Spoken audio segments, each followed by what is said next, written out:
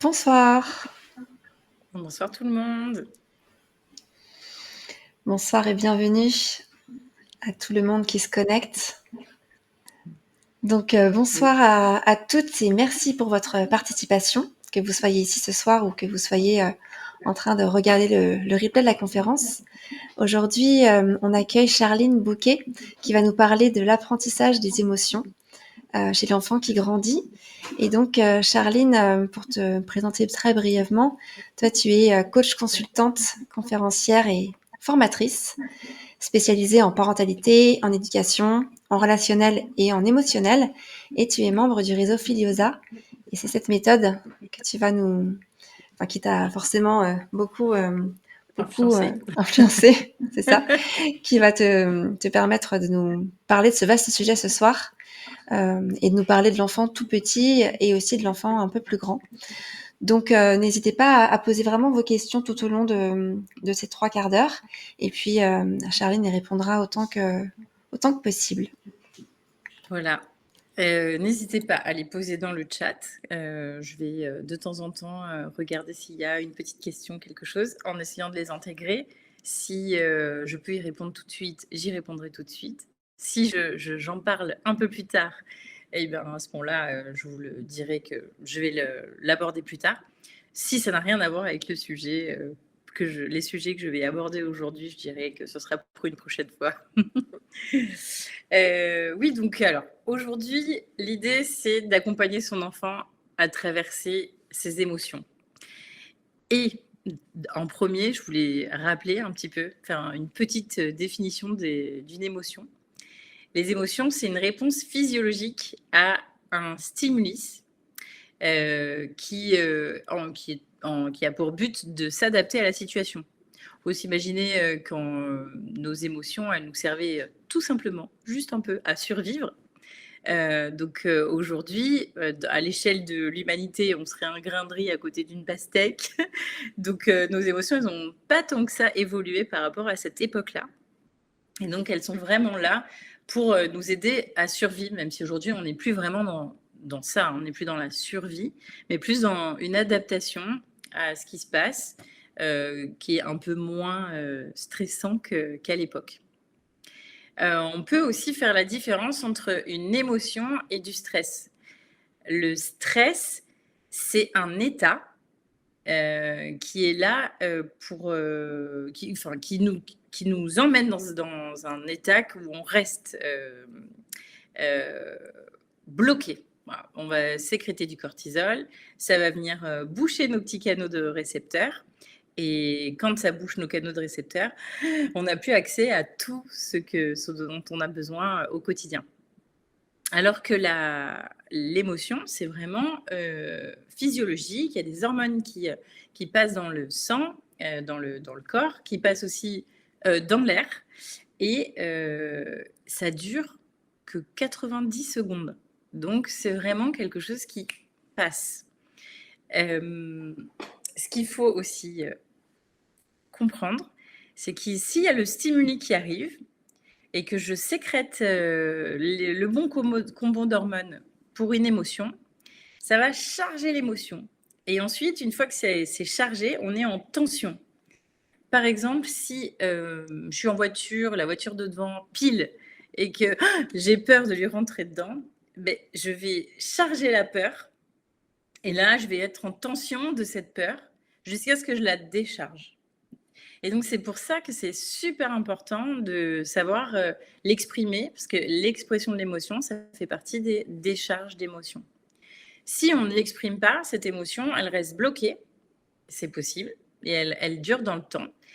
Et notre corps, notre mental vient nous le rappeler plusieurs fois. Et si on ne l'écoute pas, eh ben, ça va jouer, on va rester sous tension, ça fonctionne aussi pour le corps. On va rester dans un comportement qui est peut-être un petit peu débordant, qui ne rentre pas dans les cases par rapport à d'habitude. Ça rentre aussi dans un mal-être, un malaise. Et ensuite, si on continue à ne pas écouter, eh ben, on va somatiser. Comme on le dit, on l'entend encore. Aujourd'hui, on l'entend de temps en temps. Alors, ça devient une maladie. Voilà. c'est ça. Somatiser, c'est que c'est le corps qui prend le relais, nos cellules qui nous disent: «Oh, il y a quelque chose, il faut que tu écoutes». J'ai oublié de vous préciser, dites-moi, hein, si vous m'entendez bien, si tout va bien, si, voilà. Sait-on jamais que vous m'entendez plus, faites-moi signe. Hem, D'ailleurs, dans la somatisation, il y a des ouvrages qui sont vraiment super intéressants pour, vraiment prendre conscience de quel organe et quelle partie du corps est en relation avec quoi. Il y a le livre de Charles Martel, de l'époque et le livre de Lise Bourbeau qui sont très liés, très simples. C'est vraiment un dictionnaire. On va à la page, chercher ce qu'il faut et puis on va trouver, entorse, ce que ça veut dire, bronchite, voilà, en quoi ça peut être en lien et le questionnement qui va avec. Donc du coup, ça arrive quand on est en tension et qu'on n'a pas exprimé.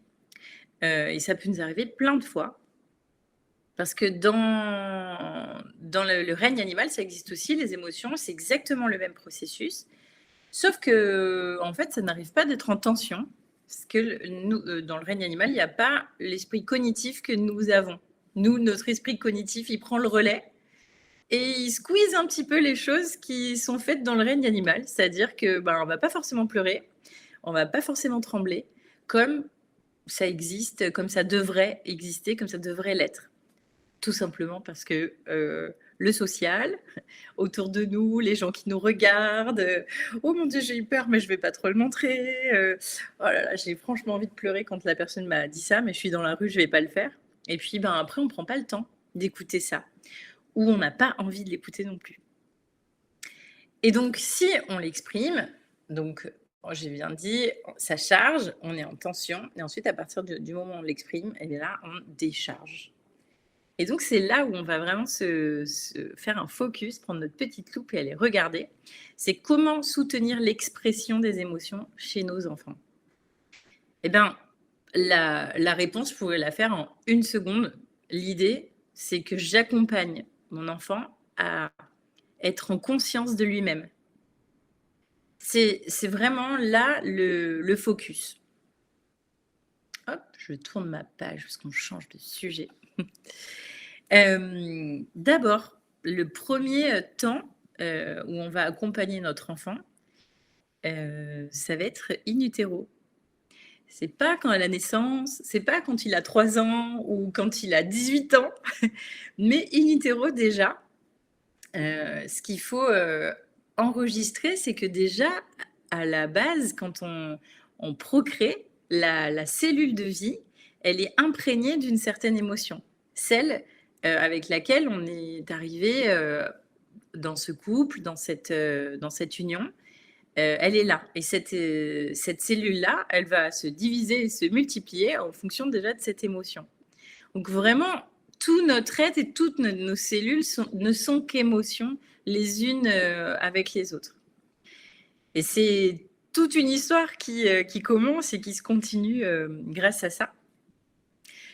Quelques petites infos comme ça qui vont marquer, qu'on a l'habitude de regarder si on a. Maintenant, il y a plein d'applications pour ça où on regarde ce que font nos enfants à la 8e semaine in utero. Ben, par exemple, les récepteurs du toucher et les capteurs olfactifs sont déjà là. En sachant que ben, si je sens l'eau sur mon corps, le liquide amniotique, etc., il y a déjà des choses qui se passent au niveau sensoriel. Et les sensations et les émotions sont très liées. Quand si je ressens de la colère, par exemple, je vais avoir une sensation de chaleur, je vais avoir peut-être les mâchoires qui vont se crisper, le ventre qui va se nouer, le sang dans les jambes et dans les bras, tout simplement pour agir. Et ben, c'est exactement la même chose. L'enfant, le bébé, lui, il a les sensations des choses qui se passent. 3e mois, le goût. Et il y a l'interoception. Donc ça, c'est un autre sens. Je vais en profiter pour vous montrer un livre qui m'a beaucoup servi. C'est celui-ci, La Symphonie des sens. Juste pour me rendre compte qu'en fait, on m'a toujours parlé de 5 sens. Et elle en parle de 32. Ce qui est quand même intéressant. Parce que du coup, il y a plein de gens, moi y compris il y a quelques années, quand on me disait le sens d'interoception, j'étais le sens d'interoception, c'est-à-dire, ou le sens de proprioception, pareil, c'est-à-dire. Et là, bon, il y en a quand même 32. Alors, elle explique bien que c'est pas une liste exhaustive. En fait, c'est juste qu'on n'a pas forcément conscience que c'est un sens. Donc l'interoception, c'est vraiment de sentir ce qui se passe à l'intérieur. Par exemple, quand je sens que j'ai mal à l'estomac, quand on est enceinte, par exemple, que nos organes bougent, quand le bébé bouge, etc. Tout ça, c'est le sens interoceptif. Sentir qu'il fait chaud, qu'on a chaud de l'intérieur, etc. Tout ça, c'est le sens interoceptif. Et à peu près, je ne dis pas 3e mois, mais dans le second trimestre de grossesse, on a ces sens qui commencent à arriver, qui commencent à être... qui fonctionnent. 6e mois, l'ouïe. 7e mois, la vue. Tout ça, je vous le donne parce qu'en fait, ça veut dire que les liens qui se passent entre ce que vit la mère et ce que vit à l'intérieur le bébé sont déjà très présents. Je voudrais bien faire un petit quiz et si vous avez envie de jouer, me dire, à votre avis, il y a 5000 nouveaux neurones par seconde, minute ou heure pendant la grossesse. 5000 nouveaux neurones. Une idée?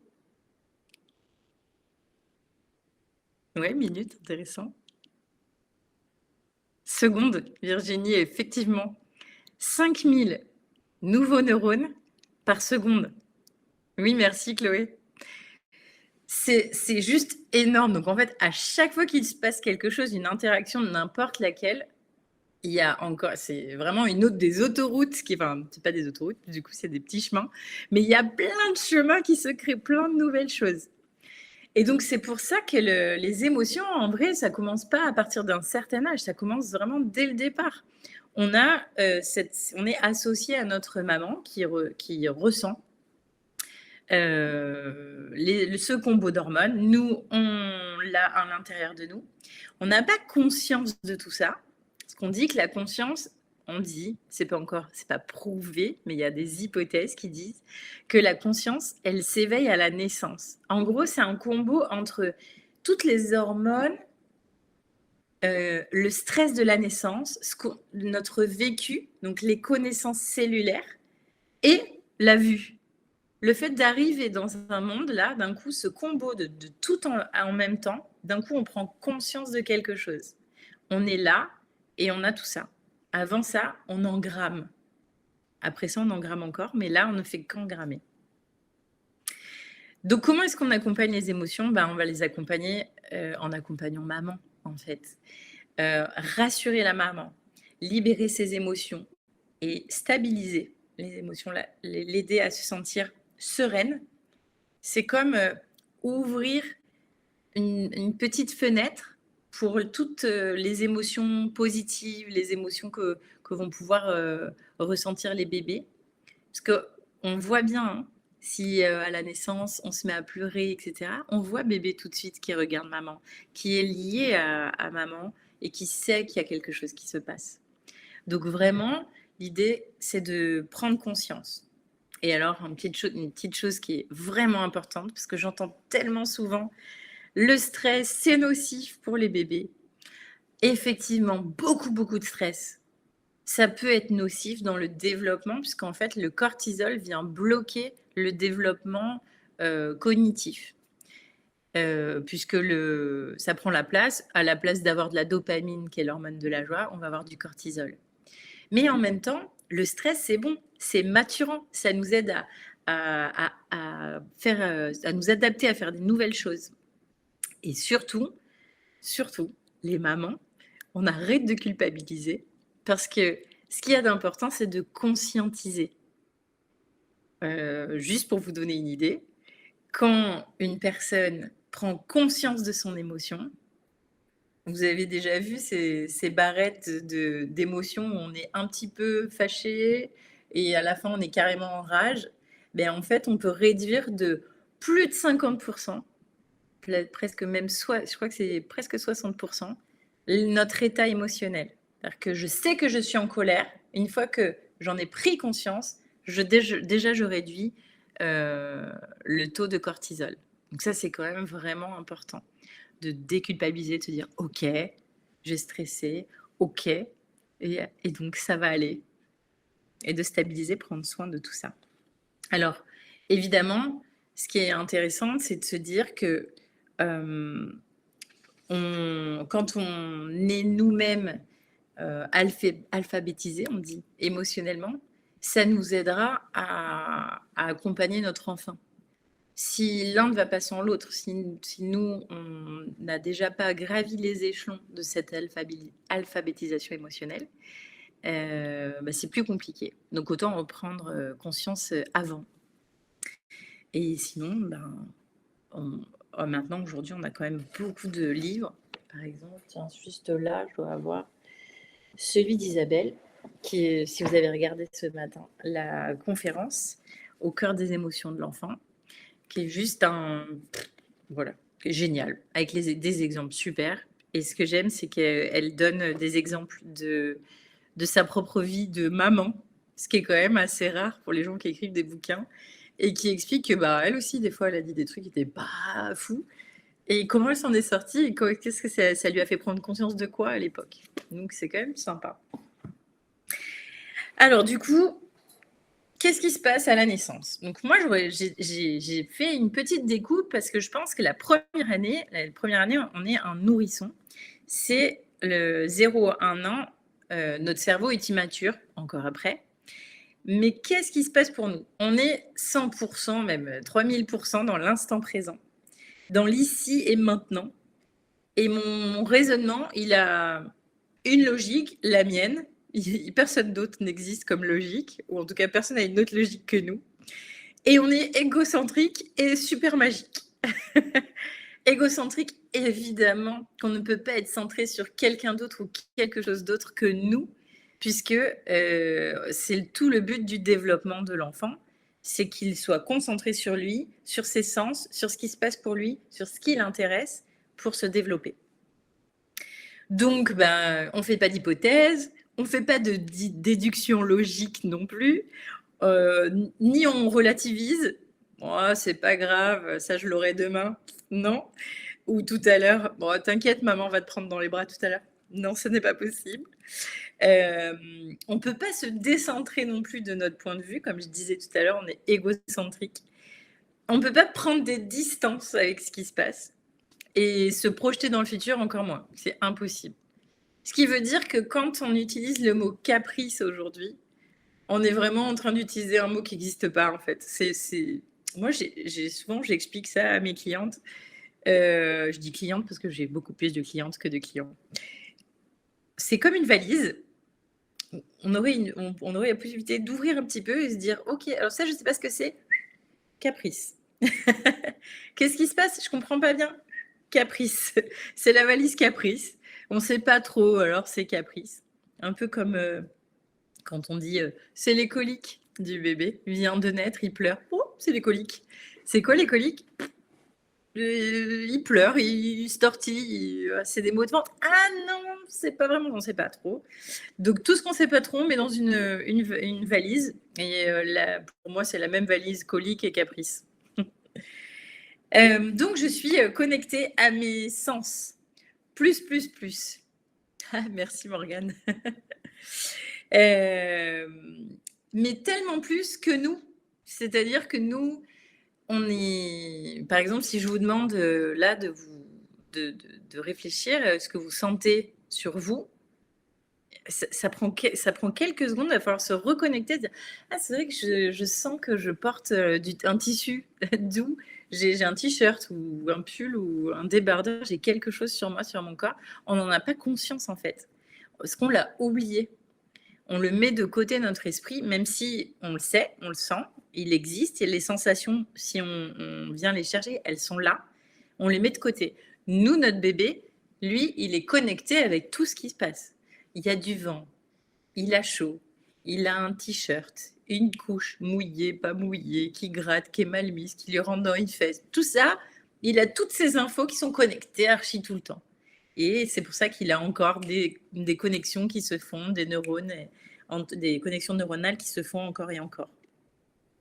Du coup, quand imaginez que vous avez tout connexion avec tout ce que vous sentez, ben, je sais pas vous, mais moi je me dis que je me sentirais vite dépassée en me disant ouh là là, il y a beaucoup de choses qui se passent. D'ailleurs, ça peut m'arriver hein, quand d'un coup je gère. On parle beaucoup de charge mentale, ben, c'est un peu ça. Hein. Je gère plein de choses. Il faut aller chercher les enfants. Ah oui, il y a le goûter de machin. C'est vrai que c'est l'anniversaire de ma fille. Et puis en plus, je dois aller chercher le repas pour demain soir parce qu'on est invité. Ah, mon Dieu, ouh là, il y a trop de choses. Nous, notre enfant, c'est un peu ce qui se passe pour lui. Il sent tellement de choses que d'un coup, il est dépassé. Donc, l'expression, c'est de dire il est vite dépassé, mais en fait, il est dépassé parce qu'il y a vraiment beaucoup de choses. Son sens interoceptif, il est hyper présent. Alors que nous, on est tout à fait capable de couper en se disant, surtout les femmes, par exemple, oui, je suis dans mon cycle et effectivement, j'ovule, je suis dans ma période sorcière juste avant mes règles, il y a tout ça.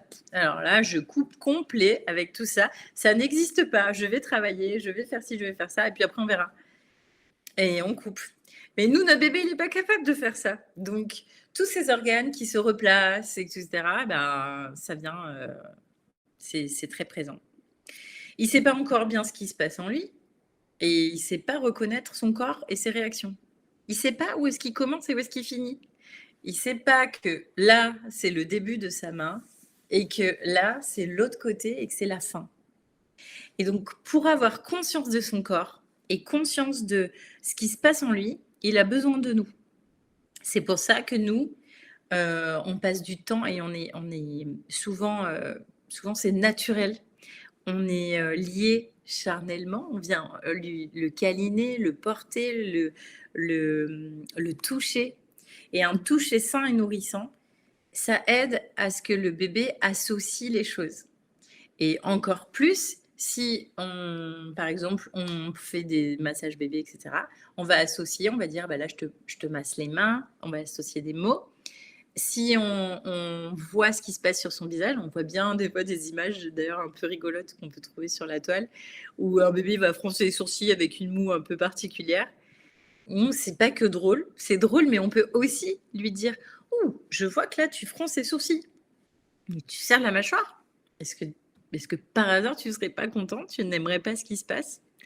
Je vois que là, tu as envie de pleurer, tu as les yeux qui se plissent. Peut-être qu'il y a quelque chose, tu as un petit chagrin, quelque chose, et on peut le prendre dans les bras. » En fait, le fait de poser des mots sur une observation, c'est vraiment essentiel. Et le toucher, l'associer au toucher, ça va vraiment l'aider à conscientiser tout ce qui se passe. Et donc, je disais bien observation et pas jugement. Je ne vais pas le regarder en lui disant « Oh, je crois que tu es en colère ». Je vais lui dire et lui nommer ce que je vois sur lui. Ce qui est important, c'est comme ça, ça vous évitera à vous de vous tromper et à lui d'enregistrer des choses qui ne sont pas justes. Et puis la dernière chose, ce qui me motive au quotidien, c'est la dopamine, c'est la joie. La joie, c'est l'hormone de l'apprentissage. Et donc la joie et le jeu, ce sont mes alliés pour l'apprentissage. Et donc si je dois apprendre ce que c'est que les émotions, ce qui se passe, etc., ben, autant que maman ou papa ou les gens qui sont autour de moi, qui s'occupent de moi, me l'enseignent avec entrain et joie. Donc, je ne vais pas lui dire oh là là, dis donc, tu pleures encore. Et plutôt, je vois que tu pleures. Tu as les larmes qui coulent. Il y a quelque chose qui ne va pas. Viens, je te prends dans les bras. Bon. Ça paraît simple, mais c'est essentiel. Ensuite, on a une période, alors que j'aime pas trop nommer comme ça, mais malheureusement, je vois partout sur les réseaux cette fameuse période de Terrible 2. D'ailleurs, je crois que maintenant, il y a le Terrible 3, 4, on ne s'arrête plus, c'est que des terribles. Mais qui en vrai est une période de l'affirmation de soi. C'est vraiment une période magique. Et donc, à cette période, on dit souvent que nos enfants, on ne sait pas les gérer. Ils ont des émotions et nous, on est là, genre, on ne sait pas ce qui se passe. En fait, l'idée, c'est de comprendre juste que cet enfant-là, qui est en face de nous, il est en train de créer, comme s'il fabrique, comme s'il façonne, sa confiance en lui, la confiance en sa personne propre. Jusque-là, nos réponses à nous, elles forgeaient sa confiance de base, sa confiance intérieure. Se dire, OK, quoi qu'il m'arrive, je suis en sécurité, quelqu'un est là pour moi. Maintenant, c'est autre chose. Il est en train de dire, hey, mais j'existe, je suis une personne différente, j'ai des goûts différents, j'ai le droit d'avoir un rythme, un timing, des envies différentes. Ça, c'est trop génial. Et du coup, il l'utilise et il se dit, je vais tester tout ça, sans conscientiser, bien sûr. Et donc, c'est aussi une fabuleuse période parce qu'il est encore plus dans le jeu d'imitation. Tout ce qu'on va faire va être juste incroyable. On est vraiment le super-héros de notre enfant qui veut absolument faire comme nous. Et puis l'imagination commence à arriver petit à petit. Là, on a des touches, il commence à jouer avec des choses, etc. Par contre, il y a une absence de ligne entre la pensée et la réalité. C'est-à-dire que si je pense que le verre d'eau tombe, il est tombé, même s'il n'est pas tombé. Et du coup, pour nous, adultes, parfois, on est complètement décalé de la réalité parce que notre réalité à nous, elle est complètement différente. Donc, j'imagine que vous avez déjà vu cette image que j'aime beaucoup d'adulte à adulte quand on dit bah si moi je vois un 6 et comment ça vous voyez un 9? Non, non, moi je suis sûre que c'est un 6 et vous êtes sûr que c'est un 9? Donc, exactement de la même manière, l'enfant est persuadé de ce qui se passe puisque c'est sa réalité et nous on est persuadé de ce qui se passe parce que c'est notre réalité. Et donc on peut, nous, en tant qu'adultes, et puisqu'on a un cerveau mature, on peut dézoomer et puis se dire ok, la personne que j'ai en face de moi, c'est une personne en situation d'enfance. C'est-à-dire avec ses propres spécificités. Donc ce matin, je ne sais pas si vous avez regardé la conférence d'Isabelle au cœur des émotions de l'enfant, mais j'ai bien envie de vous reprendre les 7 questions qui sont vraiment des questions essentielles. D'abord, c'est quel est son vécu? Quel est son vécu sans jugement? Je n'ai pas à juger que c'était juste, c'était pas juste. Qu'est-ce qui se passe pour toi? Avec une écoute empathique. Ah, tu as perdu le caillou et c'était important pour toi. D'accord. C'est ça que tu cherches, ce petit caillou. Bon, moi, je m'en fous du caillou, mais lui, pour moi, c'est pas important, mais pour lui, oui. Et je reformule ce qu'il me dit, ce que je vois, je reformule comme là, ok, c'était un caillou. Ah, l'image saccade. Je vais essayer de moins bouger, peut-être. Je suis désolée, moi, je suis bloquée depuis le début. Je suis bloquée comme ça depuis le début, du coup, je me vois pas. C'est un petit peu saccadé, mais on t'entend bien en tout cas. Ok, bon, c'est déjà pas mal sur moi. La deuxième question, c'est que dit-il? Alors, que dit-il? Ça veut dire que ce qu'il est en train de se passer, c'est un besoin qui est non nourri ou une émotion qui est non exprimée. Donc, j'observe ce qui se passe pour lui et je vais poser des mots. Si ça fait oui, si ça fait sens, je vais le sentir dans sa posture, dans sa manière de se positionner. Bon, il va rarement me dire oui, maman, c'est exactement ça, ce que je voulais dire, bien sûr. Mais en tout cas, on va le sentir qu'on est juste dans ce qu'on dit. Et tant qu'on n'est pas juste, bah, c'est ok, on a le droit de se tromper et puis on va recommencer. Ah, c'était pas ça, d'accord. Mais donc, c'était quoi alors? C'était autre chose. Et on cherche. La troisième question, c'est quel message est-ce que moi j'ai envie de lui transmettre? Est-ce que j'ai envie de lui transmettre des mots cailloux, c'est-à-dire des mots qui font mal?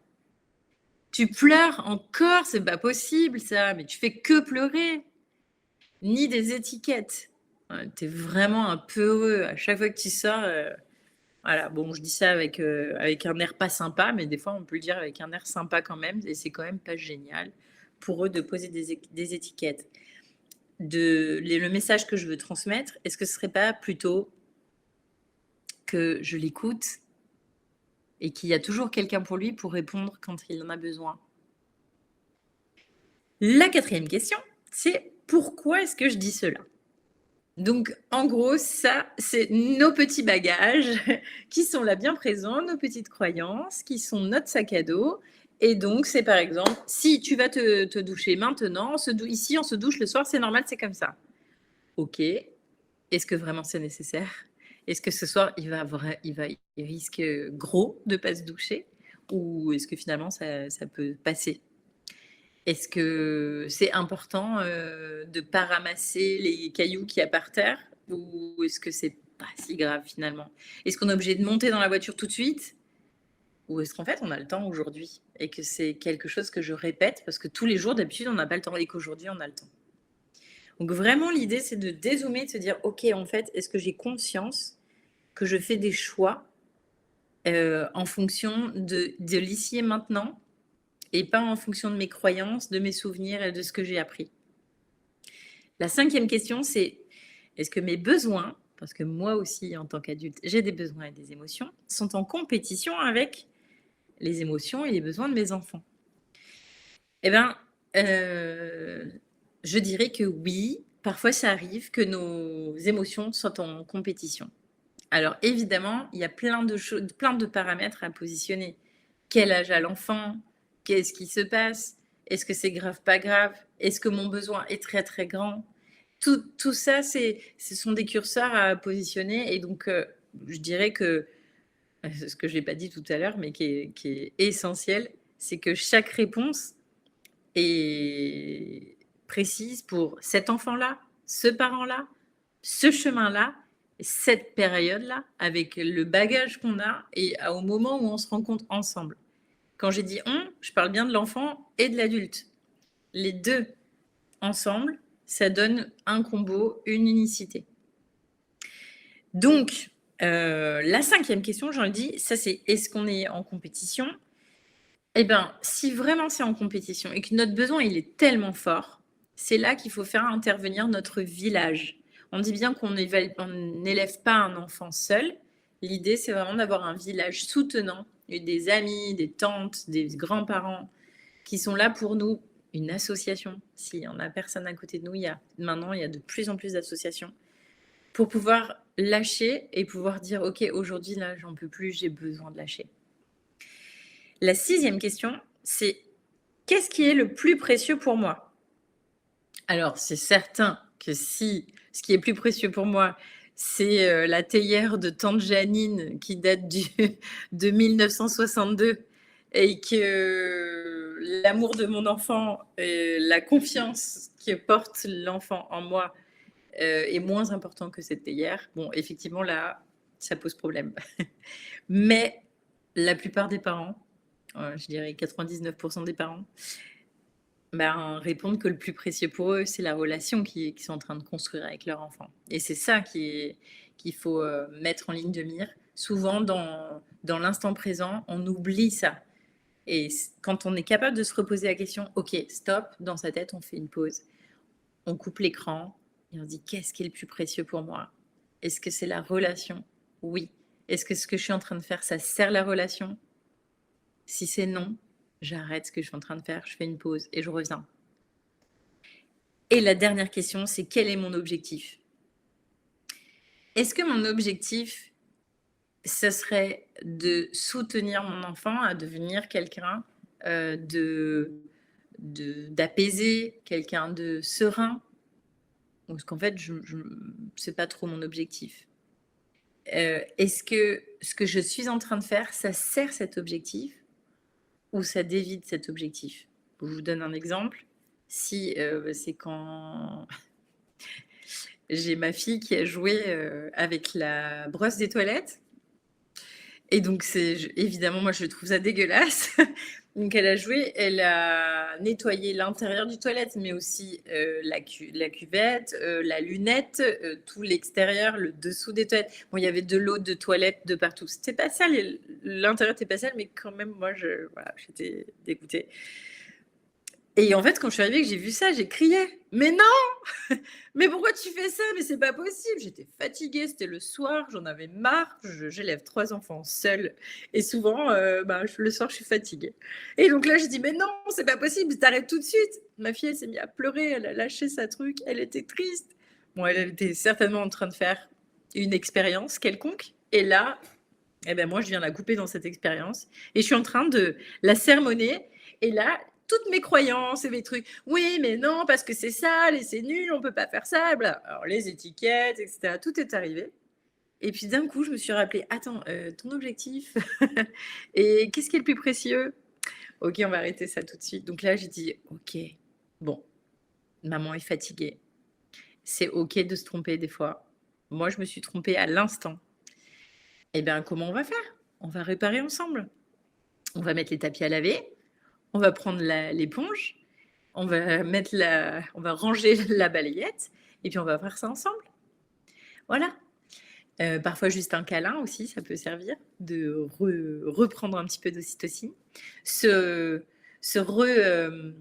connecter avec la joie, voilà, l'image qui représente le plus de joie avec notre enfant.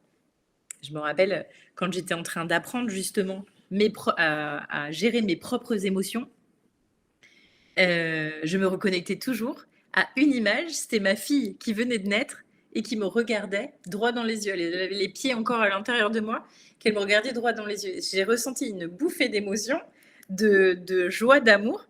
Et en fait, à chaque fois qu'elle faisait des bêtises ou des trucs où moi je me dis mais c'est nul ce qu'elle fait, pourquoi elle fait ça, ça m'énerve. Je me coupais, je prenais une respiration, donc je continuais à la regarder, mais j'étais pas là, j'étais à l'intérieur de moi. Et je prenais une respiration, je me reconnectais à cette image. Quand je revenais vers elle, la relation était déjà différente parce que mon regard, ma manière de la regarder et de l'accompagner était complètement différente du regard dur et sévère que je pouvais avoir la seconde d'avant. Donc parfois, ces 2 petites secondes sont intéressantes. Donc là, j'ai fait vraiment un tour de ce qui est dans l'accompagnement. En fait, on voit qu'on est vraiment essentiel, nous, adultes, pour que l'enfant puisse modéliser, pour que l'enfant puisse voir ce qui se passe en lui et en nous et comment nous, on le gère. Je rajouterais que pleurer, donc c'est pas une émotion, mais ça vient dans beaucoup d'émotions, c'est un outil naturel de réparation. Ça aide. Donc, quand un enfant pleure, ce n'est pas forcément quelque chose de triste, parce que tout à l'heure, j'ai donné cet exemple. Je vois que tu as les larmes, tu es triste, tu as envie de pleurer. Parfois, c'est juste un besoin de pleurer. Alors, tout petit, tout à l'heure, je parlais de la charge, de la tension et de la décharge. Tout petit, on reste rarement en tension et on décharge bien plus tard. Avant, on disait qu'un enfant, il déchargeait le soir toutes les émotions de la journée. En fait, on s'est rendu compte que ça ne dure pas. Un enfant, quand il a peur tout de suite, il pleure tout de suite. Un tout petit, hein, je parle, un bébé. Et donc, il décharge. Ça monte en tension et ça décharge tout de suite. C'est avec le temps qu'on s'est relativisé petit à petit et qu'on s'est chargé, tenir en tension. Voilà. Mon patron m'a dit quelque chose de pas sympa. Je me suis pas mise à pleurer devant lui tout de suite en disant non, c'est pas juste parce que moi. Non, je n'ai pas fait ça. J'ai tenu en tension. Mais ensuite, quand j'ai pu, j'ai pleuré. Notre enfant, il fait la même chose quand il commence à aller à l'école. Donc tout à l'heure, on parlait de 1-3 ans. Maintenant, on va aller un peu plus, on va aller vers l'école, etc.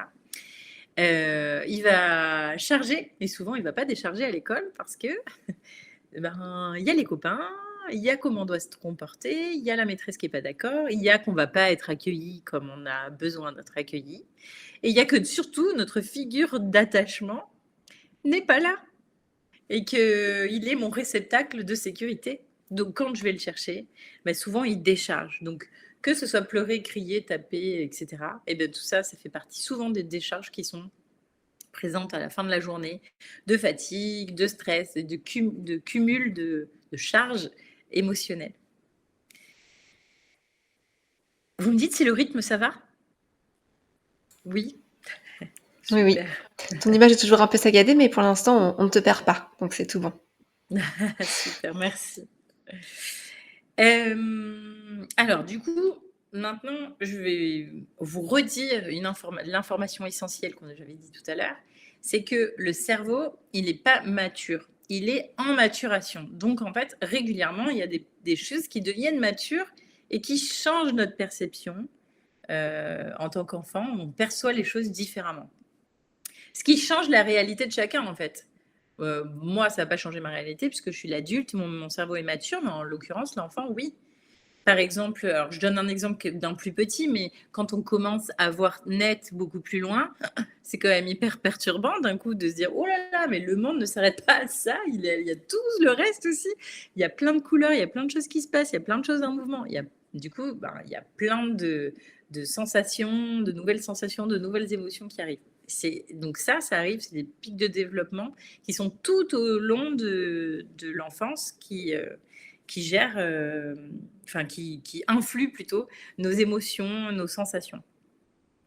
Et donc, en gros, ce qu'il faut expliquer, c'est tout ce qu'il y a, je schématise un peu, mais c'est un peu ça, tout ce qu'il y a en haut du cerveau, c'est en train de maturer. Et l'écran, ils ne sont pas encore bien mis, et donc on fait doucement. Donc, se concentrer sur quelqu'un d'autre, oui, mais non, tu peux prêter ton jouet à Anton parce que Anton, lui, il n'a pas de jouet, il est triste. Ça ne sert à rien, parce qu'en fait, lui, il n'est pas connecté à l'autre. Il a besoin qu'on lui parle de lui. Ok, quand toi, tu vois que Anton ne veut pas te prêter ton jouet, ça te rend triste.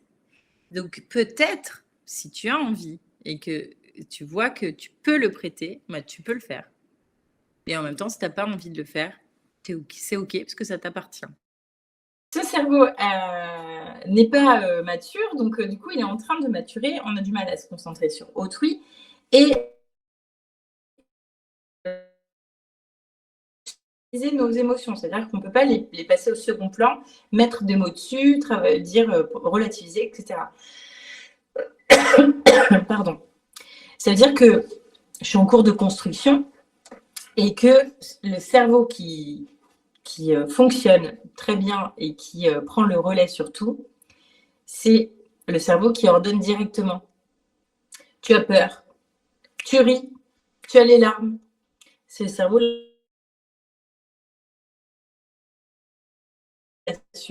Donc c'est directement sans sentir qu'on est en train de charger, c'est assez rapidement.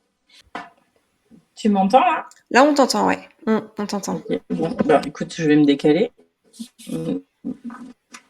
J'ai rarement. C'est la première fois que je continue sur mon iPad. C'est pour faire un petit peu de suspense, voilà. pour qu'on mérite la fin de la conférence, ça se mérite. Merci de votre patience. Donc, du coup, qu'est-ce que je disais? Donc, du coup, la maturité, c'est ce qui fait que... Ah oui, alors, tu disais, pardon, est-ce que tu peux me le lire, s'il te plaît? Oui, bien sûr, oui. Il y a Virginie qui disait « Je trouve que le plus difficile, c'est de gérer ses propres émotions quand l'enfant exprime très fortement les siennes. » C'est vrai. Et c'est vrai, parce qu'en fait, il y a plusieurs choses qui jouent à ce moment-là. C'est qu'il y a déjà nos neurones miroirs, que ce soit les siens comme les nôtres. Quand on est dans une émotion, quand notre visage, si par exemple je vous souris, il y a de fortes chances pour que vous aussi, vous ayez envie de me sourire. Vos neurones miroirs se mettent en réaction. Tout à l'heure, j'ai bu. Il y a de fortes chances pour qu'il y en ait certaines qui aient bu au même moment que moi. Et donc en fait, nos neurones miroirs, ils sont connectés. Si mon enfant il me regarde comme ça et qu'il est fâché, il y a de fortes chances pour que moi aussi, j'ai envie de le regarder comme ça et que je sois fâchée.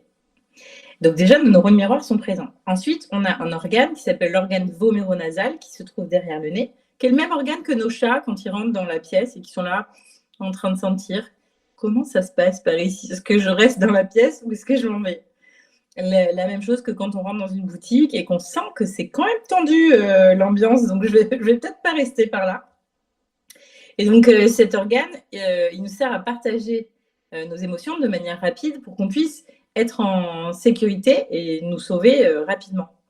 Donc effectivement, ça joue aussi avec nos enfants quand eux sont énervés ou que nous aussi, s'il y a beaucoup de stress, donc du cortisol dans la pièce, on va sentir le cortisol et du coup, ça joue. Donc ça fait une deuxième porte d'entrée vers l'émotion de l'enfant. Donc du coup, je sais pas, je vais reprendre la troisième chose parce que je sais pas si on a entendu ce que je disais. On l'a pas entendu, non. Ok. Donc la donc je disais quoi? La première, c'était les neurones miroirs. La deuxième, c'était les hormones. La troisième, c'est ce qui se joue en nous par rapport à notre propre enfance. Comment a été accompagné, écouté nos propres émotions.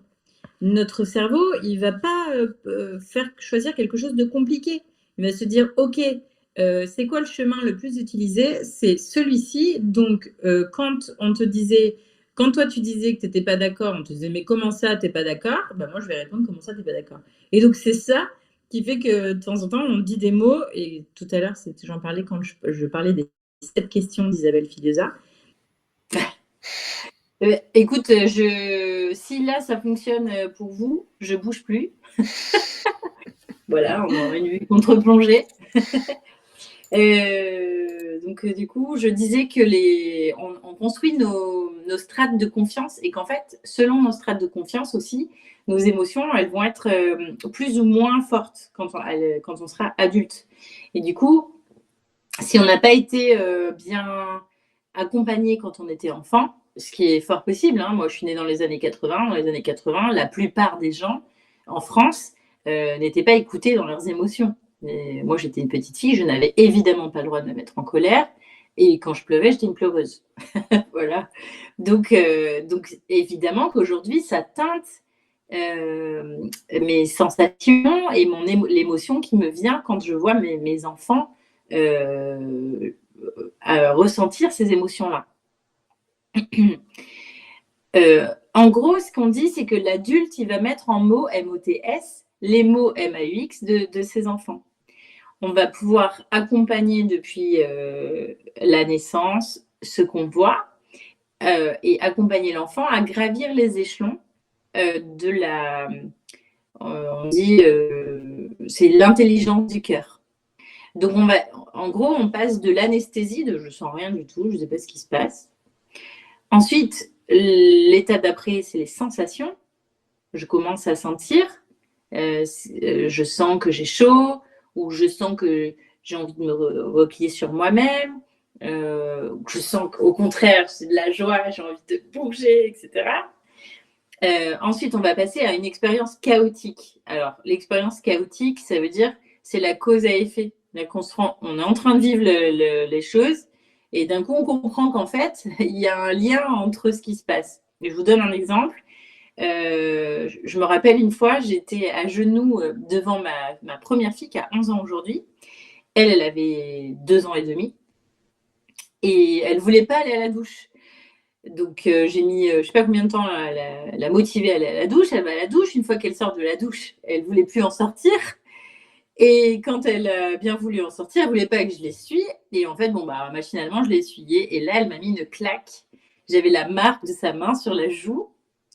Et en fait, quand elle m'a tapé la claque, ma main, elle est partie, et j'ai tout de suite tapé sur sa cuisse. Bon, d'ailleurs, c'était à côté de son genou, parce que j'étais à genoux, voilà, c'est parti comme ça. Et là, j'ai compris ce qui se passait en moi, cette expérience chaotique, et les causes à effet. Pourquoi est-ce que j'en suis arrivée là? En fait, je n'avais pas pris soin de moi d'avant, je n'avais pas senti, je n'étais pas connectée à mes sensations, mes émotions. J'avais pas senti que j'avais dépassé mes limites, et que au moment où ma fille, elle, était déjà hors limite, elle aussi, du coup, il n'y a plus personne qui était capable de gérer ses propres émotions.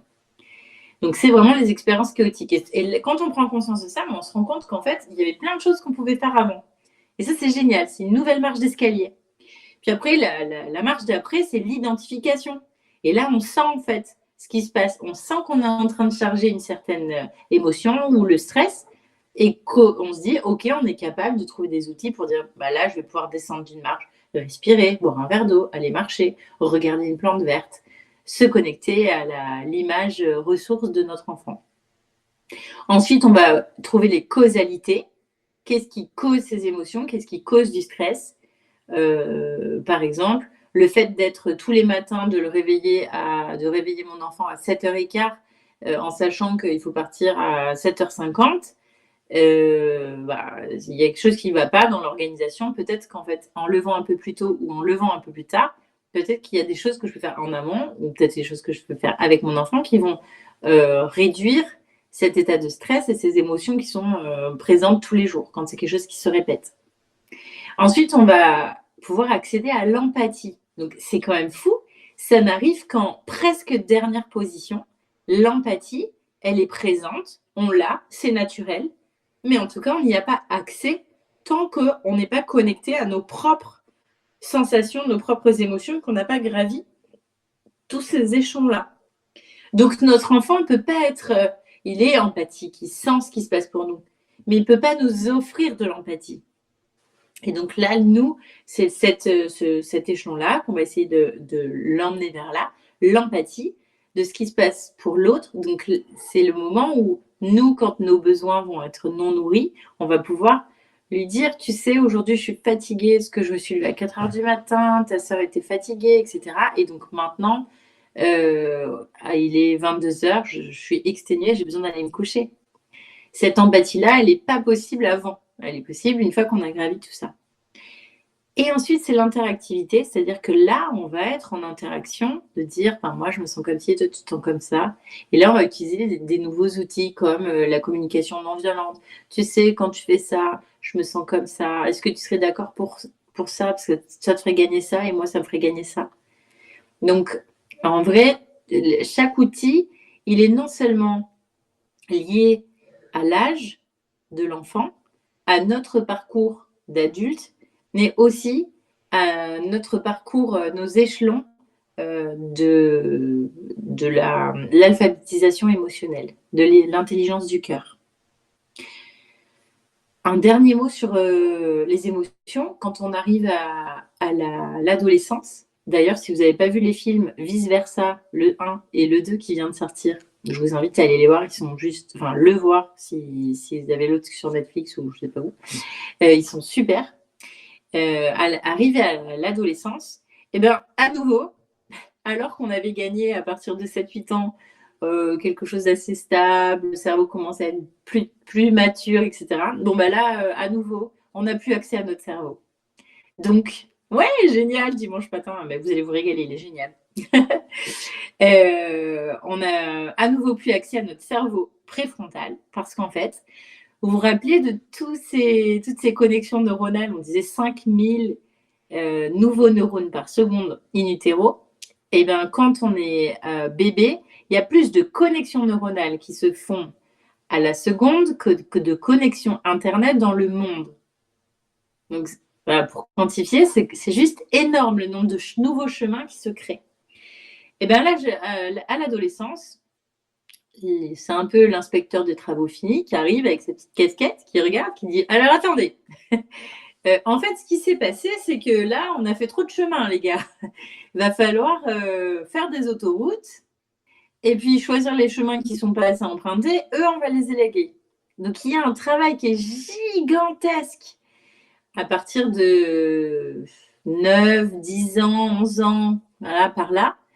Et il y a tout ça qui est en train de se mettre en place. Donc, parfois, on a des réactions qui paraissent disproportionnées, tout simplement parce qu'on n'a pas du tout accès là. Et on est retourné dans le cerveau limbique qui agit et qui nous dicte l'émotion tout de suite, juste dans la charge, une charge très vite, et qui ne prend plus le temps de gravir les échelons. Voilà pour le tour des émotions, de l'accompagnement des émotions. Pour les outils, j'ai disséminé quelques outils par-ci par-là. Si vous avez encore quelques questions, il reste quelques minutes. Merci beaucoup en tout cas, Charline. C'était très, très dense parce que c'est vrai qu'il y a plein de choses et puis que tu as balayé un large spectre des âges, ce qui est super. Parce qu'en tant que parent, on a des tout petits, puis forcément ils grandissent et régulièrement, on ne sait plus trop. Alors, on a une question d'Alphine dans le chat. Dans le cas d'un enfant hypersensible et HPI, comment se passe ce développement? Est-ce que c'est de la même manière?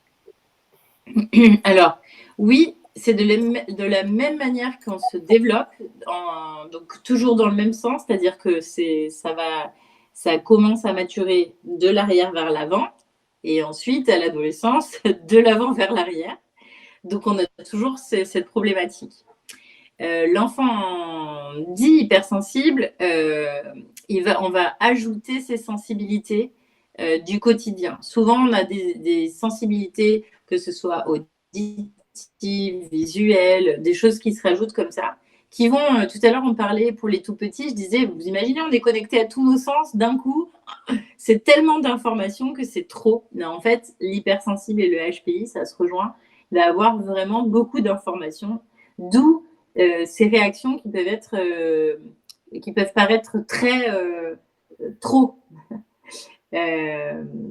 Voilà. En tout cas, ça s'accompagne de la même manière, dans le sens où on est toujours de dire ok, c'est drama queen, ouais. C'est un peu ça, oui. Je suis hypersensible et HPI moi-même, donc mais effectivement, on va prendre le recul de toujours se dire que ce qui se passe pour l'autre est sa réalité et ce qui se passe pour moi, c'est la mienne. Et c'est pour ça qu'on prend du recul et qu'on écoute quand même avec empathie ce qui se passe pour votre fils, par exemple, sans juger. Vraiment, ce que je vous ai donné, les outils que je vous ai donnés, ils sont vraiment utilisables pour toute personne. Que ce soit une personne en situation d'enfance comme une autre personne avec d'autres situations précises, c'est tout le temps la même manière de fonctionner. En l'occurrence, il y a des choses qui vont être encore plus poussées suivant les spécificités. Merci Delphine.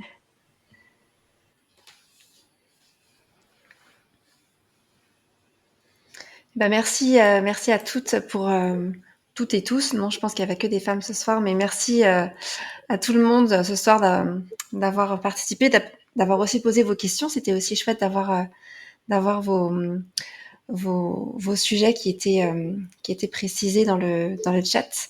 La vidéo sera disponible en replay si vous avez dû vous absenter pour un enfant qui se réveille ou pour autre chose. On vous enverra les liens demain soir de toutes les conférences. Un grand merci à toi, Charline, pour le temps que tu nous as accordé. Très précieux. Merci beaucoup. Merci, Manette. Merci à vous toutes pour de m'avoir écouté, malgré les coupures, etc. Et puis j'ai mis dans le chat tout à l'heure pendant une coupure tous tes liens vers ton site internet, ton compte Instagram et Facebook. Donc on peut te retrouver facilement sur tous ces comptes-là et avec grand plaisir. Merci. Oui, c'est vrai qu'on pourrait y passer des heures. J'ai d'ailleurs, je crois que la majorité du temps que j'ai passé sur cette conférence, c'était surtout à réduire et essayer de faire plus court. Mais oui, c'est vrai que c'était un petit challenge. On a un temps un petit peu court alors que le sujet est immense et certainement que c'est parce qu'on te demandera de revenir pour la deuxième édition pour compléter. On sera trop gourmand. Merci beaucoup en tout cas. Bonne soirée à toutes. Merci.